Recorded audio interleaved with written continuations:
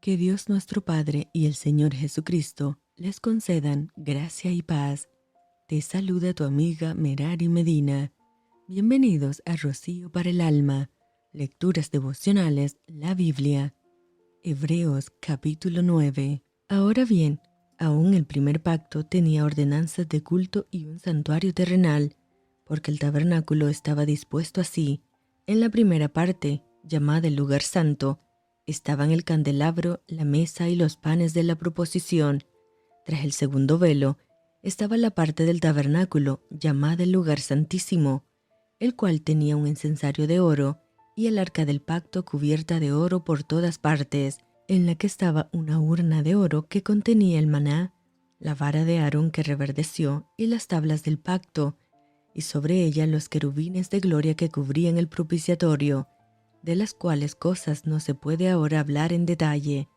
Y así dispuestas estas cosas, en la primera parte del tabernáculo, entran los sacerdotes continuamente para cumplir los oficios del culto, pero en la segunda parte, solo el sumo sacerdote una vez al año, no sin sangre, la cual ofrece por sí mismo y por los pecados de ignorancia del pueblo, dando el Espíritu Santo a entender con esto que aún no se había manifestado el camino al lugar santísimo, entre tanto que la primera parte del tabernáculo estuviese en pie, lo cual es símbolo para el tiempo presente, según el cual se presentan ofrendas y sacrificios que no pueden hacer perfecto en cuanto a la conciencia al que practica ese culto, ya que consiste solo de comidas y bebidas, de diversas abluciones y ordenanzas acerca de la carne, impuestas hasta el tiempo de reformar las cosas. Pero estando ya presente Cristo, sumo sacerdote de los bienes venideros, por el más amplio y más perfecto tabernáculo, no hecho de manos, es decir, no de esta creación, y no por sangre de machos cabríos, ni de becerros, sino por su propia sangre, entró una vez para siempre en el lugar santísimo, habiendo obtenido eterna redención, porque si la sangre de los toros y de los machos cabríos y las cenizas de la becerra rociadas a los inmundos santifican para la purificación de la carne, cuánto más la sangre de Cristo, el cual mediante el Espíritu Eterno se ofreció a sí mismo sin mancha a Dios, limpiará vuestras conciencias de obras muertas para que sirváis al Dios vivo. Así que, por eso es mediador de un nuevo pacto, para que interviniendo muerte para la remisión de las transgresiones que había bajo el primer pacto, los llamados reciban la promesa de la herencia eterna, porque donde hay testamento, es necesario que intervenga muerte del testador, porque el testamento con la muerte se confirma, pues no es válido entre tanto que el testador vive, de donde ni aun el primer pacto fue instituido sin sangre, porque habiendo anunciado Moisés todos los mandamientos de la ley a todo el pueblo,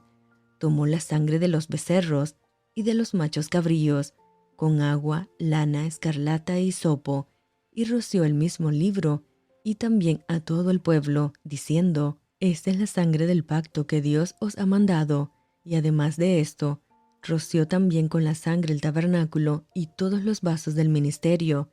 y casi todo es purificado, según la ley, con sangre, y sin derramamiento de sangre no se hace remisión. Fue pues necesario que las figuras de las cosas celestiales fuesen purificadas así, pero las cosas celestiales mismas con mejores sacrificios que éstos, porque no entró Cristo en el santuario hecho de mano, figura del verdadero, sino en el cielo mismo, para presentarse ahora por nosotros ante Dios, y no para ofrecerse muchas veces, como entra el sumo sacerdote en el lugar santísimo cada año con sangre ajena. De otra manera, le hubiera sido necesario padecer muchas veces desde el principio del mundo, pero ahora, en la consumación de los siglos, se presentó una vez para siempre por el sacrificio de sí mismo, para quitar de en medio el pecado,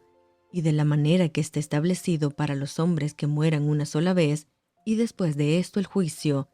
Así también Cristo fue ofrecido una sola vez para llevar los pecados de muchos, y aparecerá por segunda vez sin relación con el pecado, para salvar a los que le esperan. Y esto fue Rocío para el Alma. Te envío con mucho cariño Fuertes abrazotototes y lluvia de bendiciones.